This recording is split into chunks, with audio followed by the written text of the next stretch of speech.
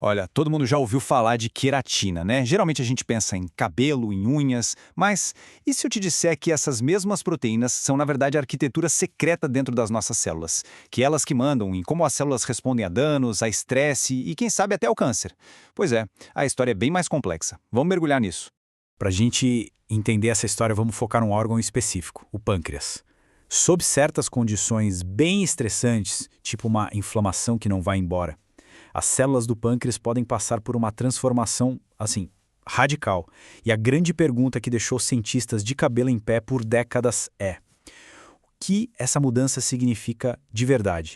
Basicamente, existem duas formas de enxergar esse processo, que tem um nome técnico de metaplasia ducto-acinar, ou ADM. De um lado, tem a visão tradicional, que olha para isso e pensa, pronto, a célula falhou, está se perdendo.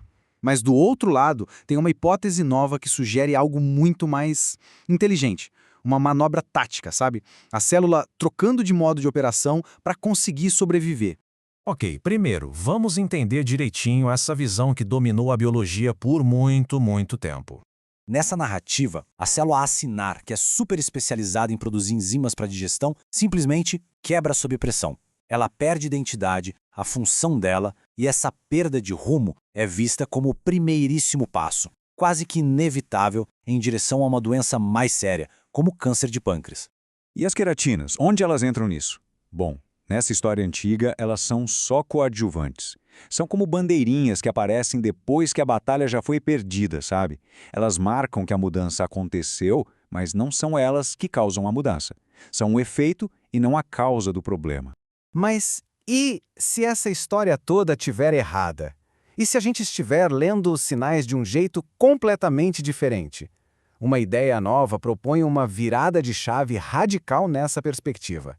Essa é a chamada hipótese da dissipação segura. E o que ela diz é que a ADM não é uma falha, é uma reconfiguração tática. A célula não está quebrando, ela está ativamente trocando seu modo de operação para um outro que é mais robusto, menos especializado, justamente para aguentar o tranco de um ambiente hostil. É pura estratégia de sobrevivência. E aqui vem o pulo do gato. Nesse novo modelo, as queratinas saem do papel de coadjuvantes e viram as protagonistas. Elas não são as bandeirinhas, elas são a própria arquitetura, a infraestrutura material que define o que a célula pode ou não fazer. Claro, uma hipótese tão ousada assim precisa de provas concretas, né? Então, o que os cientistas fizeram foi voltar aos arquivos, reexaminar experimentos antigos, mas com um novo olhar. Tipo detetives reabrindo um caso que já estava arquivado. E olha só que interessante, em um experimento lá de 1999, pesquisadores pegaram camundongos e fizeram uma coisa simples. Aumentaram a quantidade de uma queratina específica no pâncreas deles. O resultado foi impressionante. Sem nenhum outro gatilho, os bichinhos desenvolveram inflamação, fibrose, quer dizer, só de mexer na suposta bandeirinha, eles causaram a doença. Isso foi um sinal claro de que a queratina é muito mais que um marcador passivo. E o mais legal é que essa rede de queratina não é uma coisa estática, fixa. A célula pode fazer pequenas modificações químicas nela.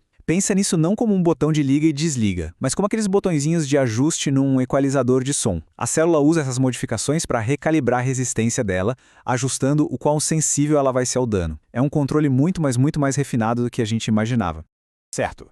Então a célula muda para um modo de sobrevivência. Isso parece ótimo, né? Uma adaptação inteligente, mas é exatamente aqui que a história ganha uma camada de complexidade e de perigo.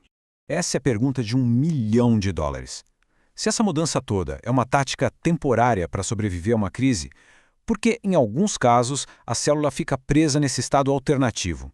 Um estado que, aí sim, pode acabar levando a uma doença grave.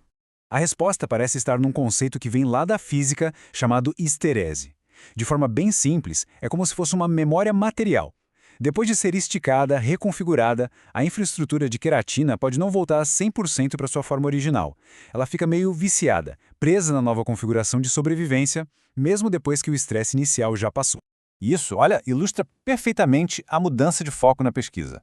O mistério crucial não é mais o que causa a mudança. Agora os cientistas estão obcecados em entender outra coisa. O que impede a célula de voltar para casa? O que causa essa memória que aprende num estado potencialmente perigoso? Então, no final das contas, o que tudo isso significa? Qual é a grande lição que a gente pode tirar dessa nova forma de olhar para a biologia das células? A melhor maneira de pensar sobre isso é com uma metáfora muito poderosa. As queratinas são a gramática material da célula. Elas não são só as palavras que descrevem o que a célula está fazendo. Elas são as próprias regras do jogo. Elas definem a estrutura, a sintaxe, o que é possível ou não para aquela célula se tornar. E isso nos deixa com uma pergunta final, que é até um pouco provocadora. Se a gente está começando a entender as regras fundamentais dessa gramática celular, se a gente sabe como a infraestrutura define o destino, será que um dia a gente vai ser capaz não apenas de ler, mas de reescrever a história de doenças como câncer? A resposta para isso pode literalmente mudar tudo.